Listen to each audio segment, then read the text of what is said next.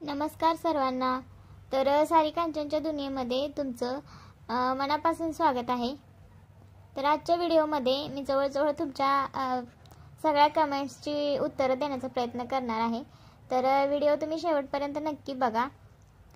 खूप दिवस झालं असं होतं की रिप्लाय करायचा म्हणजे व्हिडिओ बनवून. तसं तर मी कमेंट्समध्ये सगळ्यांनाच रिप्लाय देण्याचा प्रयत्न करतेच, पण ज्यांना शक्य होत नाही त्यांच्यासाठी मी हा व्हिडिओ बनवलेला आहे. तर यामध्ये मी तुम्हाला तुमच्या सगळ्या प्रश्नांची उत्तरं देणार आहे.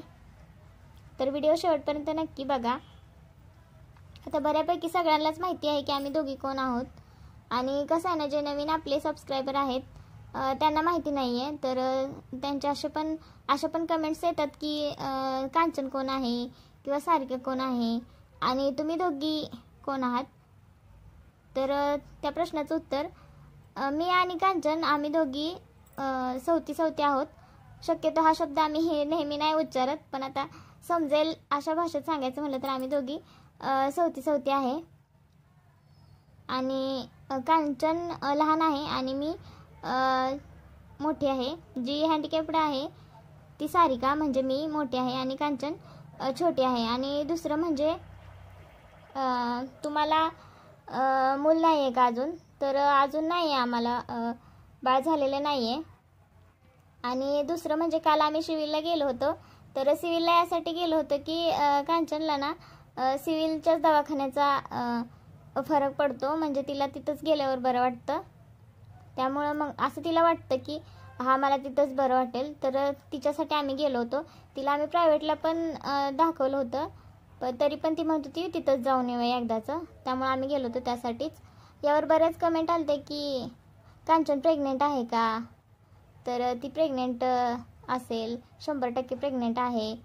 तर तसं काही नाही आहे अजून, आणि तसं असलं तर मी सगळ्यात आधी तुमच्यासोबत नक्की शेअर करीन.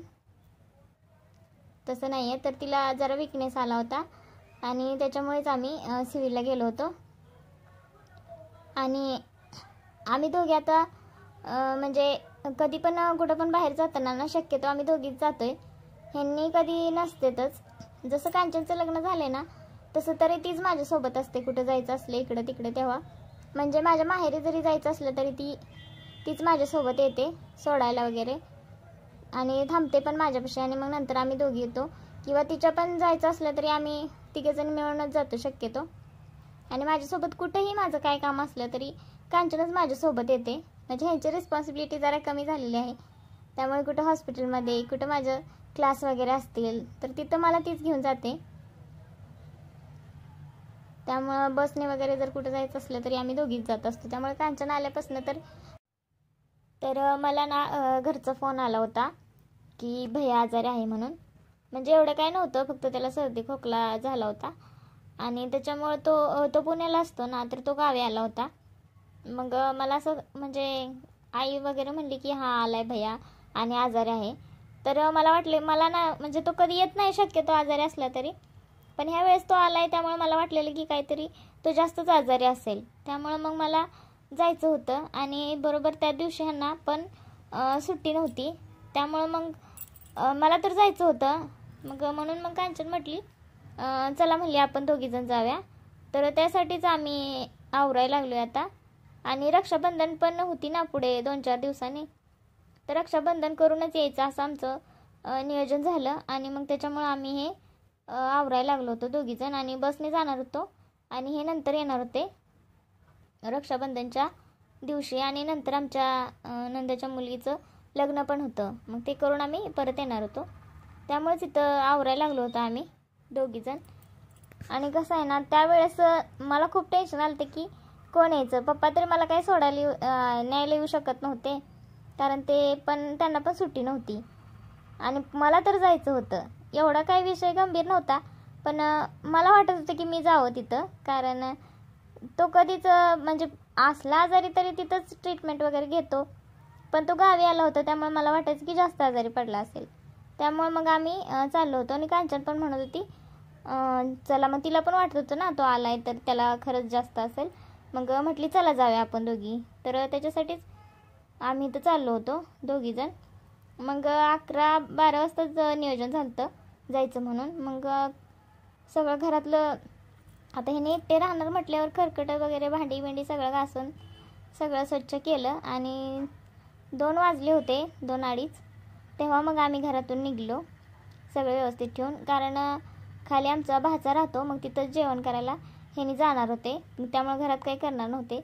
त्यामुळे मग आम्ही सगळं व्यवस्थित ठेवलं आणि मग जायला निघलो होतो. आणि हा खरं तर जुना व्हिडिओ आहे, अपलोड करायचं राहून गेलं. खूप दिवस झालं करायचं म्हणत होते, पण ते गणपती आले आणि त्याच्यामुळं मग ते सगळं राहून गेलं. गणपतीचे व्हिडिओज वगैरे ते बनवण्याच्या नादात हा व्हिडिओ राहूनच गेला होता. आणि दुसरं म्हणजे सारिकाच्या बोलण्यातून तिला खूप ॲटिट्यूड असल्याचं वाटतं, अशी पण एक कमेंट आली होती. तर माझ्या बोलण्यावरनं तुम्हाला काय समजलं, मला तुम्ही कसं काय जज करू शकता?